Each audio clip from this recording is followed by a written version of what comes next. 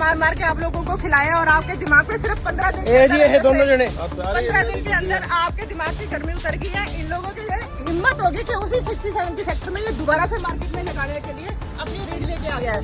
क्यों? समान कितने भाजी भाई, समान कितने पे इन्हां दा? क्योंकि सरकार ने कोई कार्रवाई नहीं करी। पंजाब सरकार ने ये मामला दबाया है क्योंकि नेशनल लेवल तक मामला चला गया था। इसकी हिम्मत देख लो इस बंदे की। तू शक्ल क्यों छुपा रहा है? अगर तू उसका बंदा नहीं है, तू शक्ल क्यों छुपा रहा है? भाई समान कितने पे इन्हां दा? समान दिखाया कितने पे इन्हां दा?